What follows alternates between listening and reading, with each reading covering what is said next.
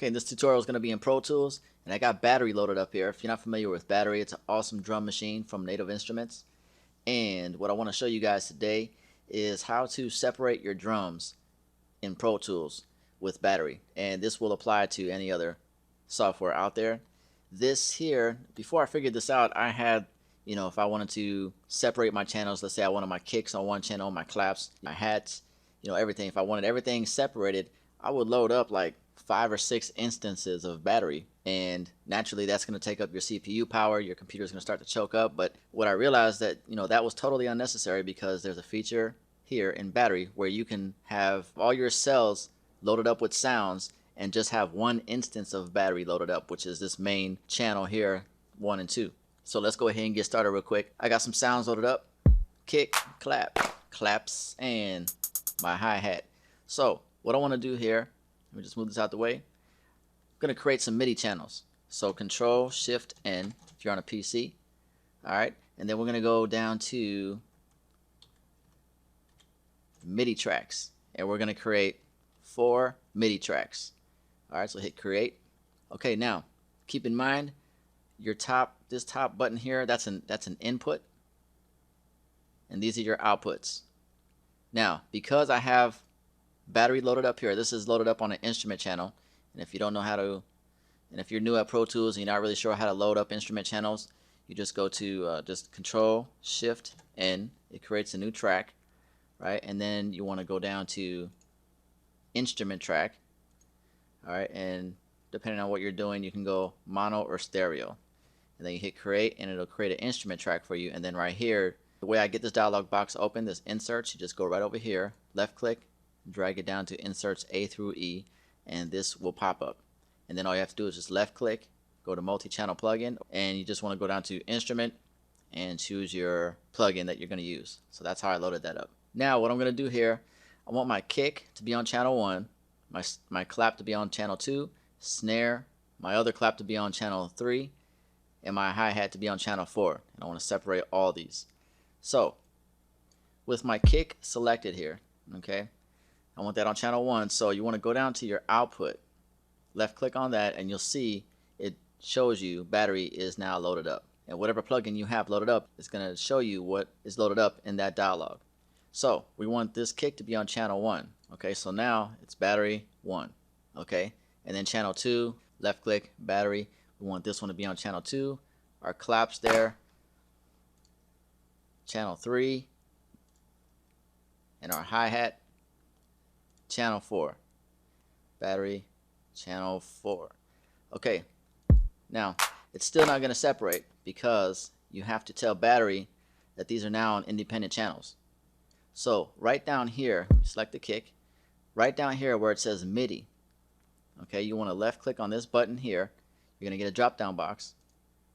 Okay, now because we have our kick selected and we have it on channel 1, we want to set this to channel 1. Okay, and then the clap, same thing, go down, MIDI channel 2.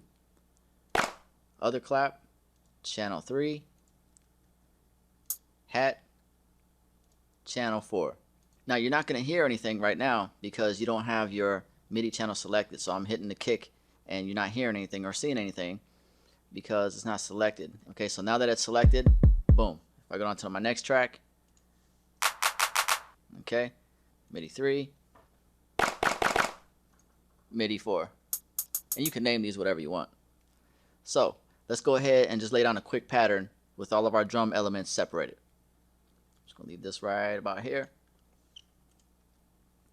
And I always like to use my dynamic transport, Control Start P, to bring down that dynamic transport. I'm just gonna select 4 bars, make sure record is enabled. Here we go.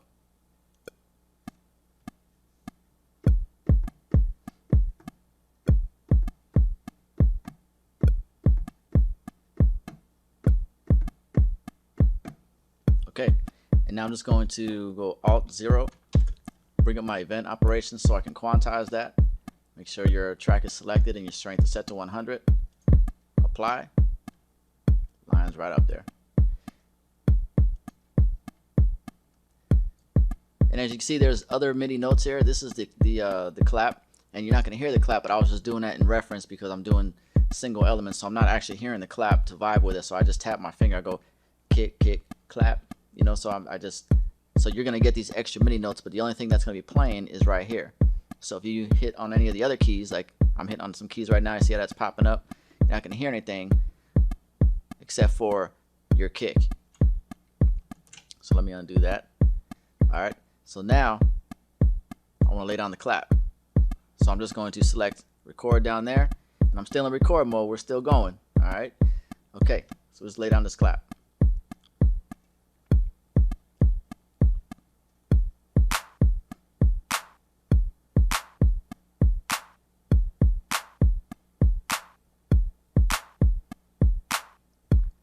Okay, select, Alt 0, apply, cool.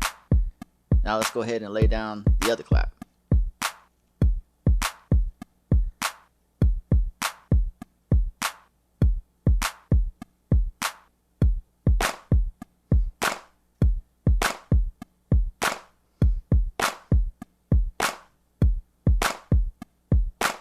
Alright, and then let's lay down the hats. Actually, I'm going to bring that clap down just a little bit.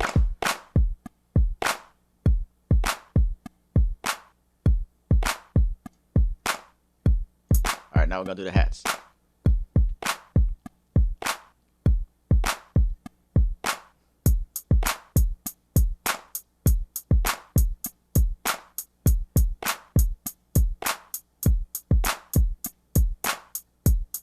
Alright, quantize.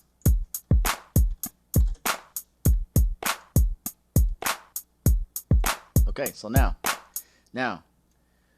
we've got a basic pattern only using these elements, and each element is assigned to its own MIDI track. And this is going to be great for mixing, because now you can convert these tracks to audio and mix each element independently of each other.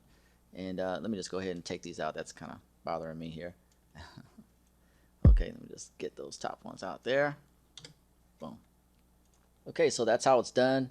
And just a quick note, when you're quantizing, I'm sure you noticed here when I was laying down these drums, these two elements here, these two drums right here, they kind of locked up a little bit closer than how I recorded them. Just remember that quantize isn't the fix all. I mean, quantize will get your beats on the grid, but there's still going to be times where you're going to have to go in to the MIDI data and just move stuff around. As long as you're playing right with the metronome on the beat, you shouldn't have that problem. But like I said, there are times where your quantize won't always line everything up. But in this case, it lined it up, but it actually sounded okay. It doubled it up in time. Yeah. All right, so that's how you do it. Go ahead and practice that. If you don't have Battery, definitely pick it up. It's an awesome plugin to